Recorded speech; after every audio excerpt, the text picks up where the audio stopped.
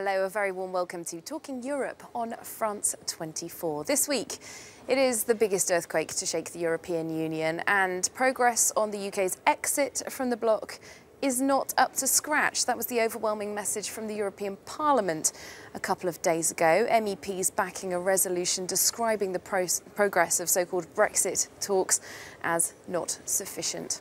Well, the same resolution also flagged up the future of the border between Northern Ireland and the Republic of Ireland as a major point of concern, as well as the plight of 3.2 million European citizens currently living in the UK and 1.2 million Brits who are living in the EU. So who's to blame for the state of the negotiations?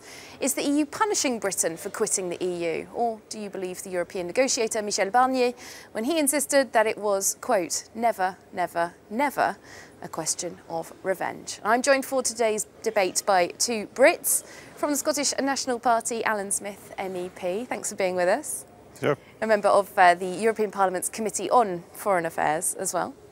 And from the British Conservative Party, Rupert Matthews, MEP. Thank you for being with us. Former campaign manager for the Better Off Out That's the one, yep. So thanks to you both for coming to debate this rather enormous subject of Brexit, but specifically picking up on what the European Parliament has voted on a couple of days ago. Progress on Brexit is insufficient, according to a majority of MEPs, and they don't believe that it's in a state that it can pass on to phase 2 of the negotiations. If I come to you first, Alan Smith, who's to blame? The UK government. Theresa May had entirely the control of when to trigger Article 50. The Leave campaign made a series of promises that even this week Ian Duncan Smith has revealed was a series of possibilities rather than actual commitments. Now, in our referendum on independence in Scotland, we've got some experience about referendums. We had a 755-page prospectus, a document that said, this is what we want to do. The Leave campaign had a series of promises that you were promised the earth. You were promised a unicorn for every voter, £350 million for the NHS, but the reality is there was no plan. Now, it's possible to leave the European Union in an orderly manner, it is. But Theresa May, for her own personal position within the Conservative Party, activated Article 50 when they patently weren't ready to. And since that point, we've seen the various members of the Conservative administration fighting amongst each other rather than dealing with the national interest. So this is too serious for knockabout politics. We need to find solutions to this. We've seen nothing like as much progress as we need to on citizens' rights, the position in Northern Ireland, which is deeply serious, deeply concerning, and the financial settlement as well. Rupert Matthews, same question to you then. OK, well, I think actually progress has been remarkably good, considering the complexity of the issues at stake. Mr Barnier said after the last round he was pleased with the progress that's being made. Angela Merkel said she was very impressed with how progress was going along. But several hundred MEPs disagreed with that assessment. And Mr Barnier said nothing of the sort in the debate yesterday. When he was speaking after the last round. What's been going on here, I think, is really very poorly timed and not particularly helpful. The European Parliament has got a very clearly defined role in the whole Brexit progress, which is to have a say on the final deal once it's been negotiated. But the negotiations are going on between the British government and the European Commission, and the Commission's acting on behalf of the other 27 governments. So this is an intergovernmental negotiation. I can understand the frustration of people with very strong feelings on this, such as Mr Smith, of course. But quite honestly, right now, this is not the European Parliament's gig. Their time will come later. I think they took a very negative view of what's been going on. I think that it was unnecessarily negative. I understand, of course, a lot of people here are upset that Britain is leaving. It's a bit of a rejection. In the plenary debates before the vote, there were many MEPs who said that they weren't happy with the idea of Britain leaving, but they did want to keep Britain as a close and special partner country. Yes. So when we heard some people talking about the European Union trying to take revenge or punish the UK, that, as you say, was not the message that we heard from Michel Barnier, the chief negotiator. There was a great feeling of sadness amongst the MEPs, but bluntly the EU's moved on. Brexit is one issue amongst many. The financial crisis continues. The economy is not kicking on as well as it needs to. The refugee crisis continues. War in the Middle East is still a serious problem there. And the idea that there's any sort of revenge or anger is just absurd. It's delusional. But what we are seeing here is that the European Parliament will have a role throughout this process as the voice of the citizens. 5 million people directly are affected by this in terms of the life decisions that they've made to live in Scotland, live in the UK, or live elsewhere across the EU. And they did that on the basis of rights that they're going to see taken away despite their democratically expressed will. EU nationals were excluded from the vote in the EU referendum. Now, that was a poisonous, ugly decision. It said, from the very get-go, we're going to have a vote about your rights, about your position in our society, but you're not going to have a vote because you're not one of us. Well, on the subject of citizens' rights, of course, the British government did try to talk about this months and months ago. There was an offer that we will deal with it first because of all the uncertainty that has been mentioned, and quite right. People are worried about their future, of course they are.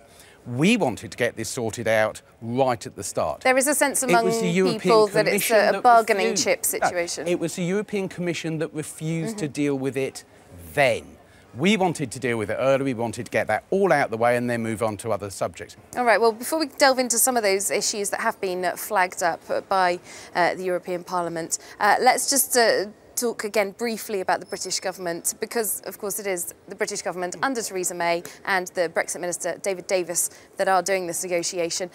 Just a couple of days ago at the Conservative Party conference in the UK, we heard the Foreign Secretary, Boris Johnson, backing up Theresa May. Let's take a listen. The whole country owes her a debt for her steadfastness in taking Britain forward, as she will, to a great Brexit deal based on that Florence speech, on whose every syllable, I can tell you, the whole cabinet is united. So there we go, Boris Johnson, the British Foreign Minister, speaking in Manchester at the Conservative Party conference, saying that he's backing Theresa May.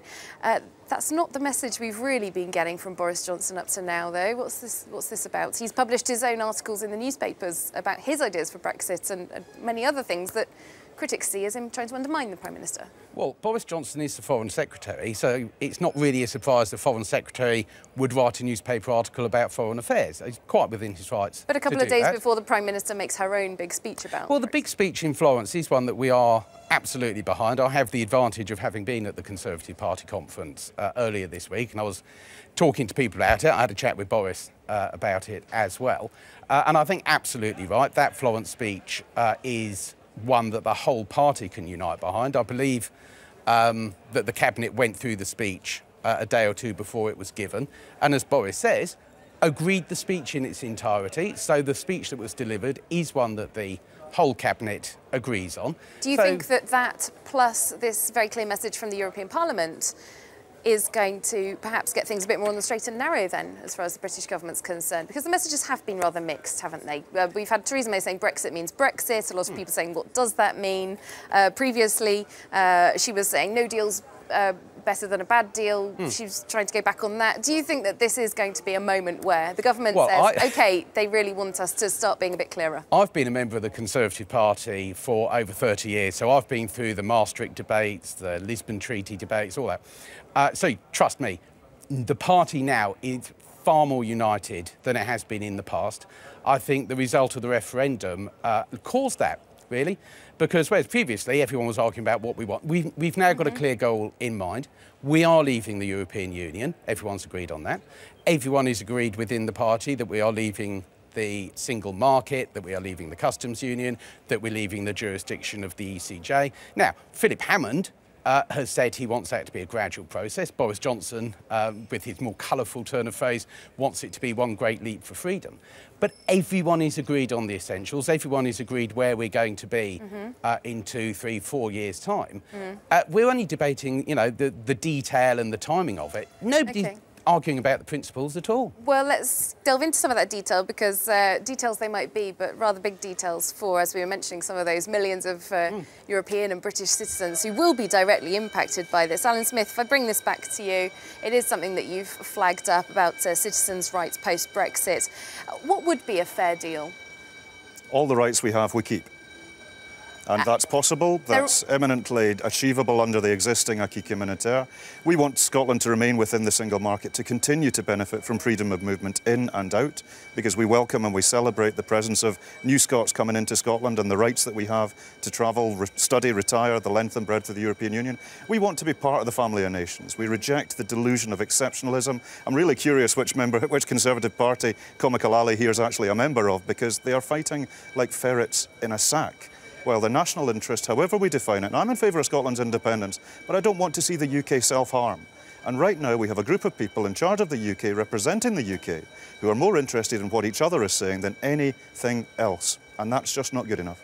Has this issue of citizens' rights got a resolution coming up? Because it is a major question mark at the moment. Well, yes, it is. And as I understand it, progress is being made on this. And if you like the big picture, of how citizens' rights is going to operate, that European citizens in the United Kingdom and United Kingdom citizens in Europe will have the same rights, hopefully. Will that be palatable, though, to the more hard Brexit members of your party, of the government, the very vocal people who have been saying that they don't want that kind of thing? But throughout the entire referendum campaign, everybody on my side of the argument was saying that the existing rights of European Union citizens who had moved to the United Kingdom before Brexit would be respected. This was not really an issue during the campaign. We've been consistent on that, and we're being consistent about it now. Well, let's talk about the very closest of Britain's European neighbours, Ireland, the Republic of Ireland, which will be the only land border between the EU and the UK post-Brexit. This is the other major issue that's been flagged up by the European Parliament. It just isn't clear at the moment how that border situation is going to work. There are a lot of people who are not just worried about inconvenience of a sort of a hard border coming back, they're actually worried about peace. Rupert Matthews, do you believe that a hard border could come back between the Republic of Ireland and Northern Ireland post-Brexit? Well, I sincerely hope not, but the whole issue about the border between Northern Ireland and the Republic of Ireland is all wrapped up with what is going to be the post-Brexit deal. If we're going to have to start charging customs on goods moving between the two, then obviously there will need to be some sort of arrangement for that to work.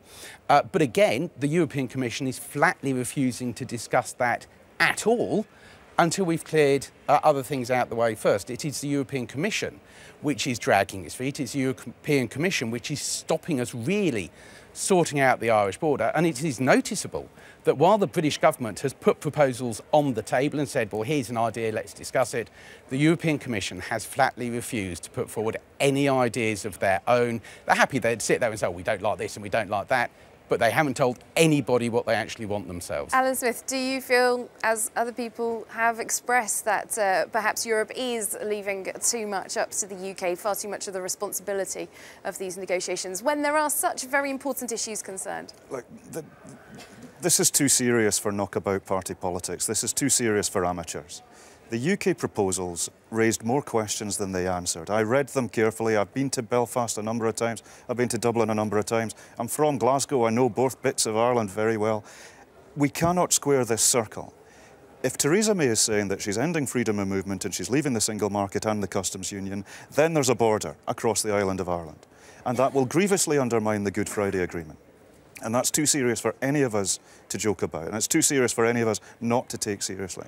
And what we're hearing here today is the idea that the European Commission should solve the UK's problems for it is shifting the blame to exactly an irresponsible direction. He chuckles here, seems to think that's amusing. It isn't a UK-only issue, is it? It's an issue that impacts a European member state. Indeed it does, and that's where the Irish have been as vocal and as active as they have been in trying to find solutions. And I believe that the only way to solve the North-South issue is to create an East-West issue.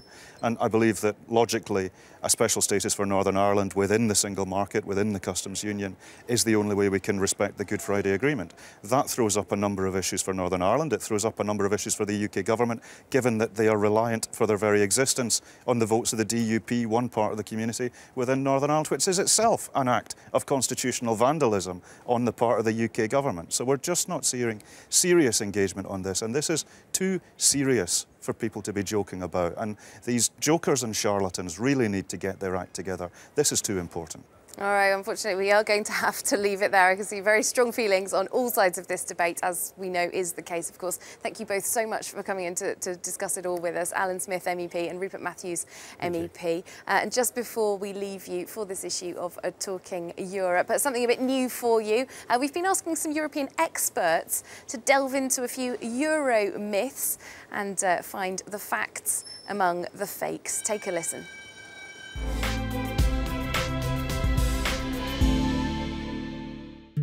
If you pay attention to some politicians or social media posts, you may have the feeling that France is being invaded by posted workers. Posted workers in France represents roughly 1% of the workforce, which is quite small. Then what is the problem all about? EU rules on posted workers are quite clear.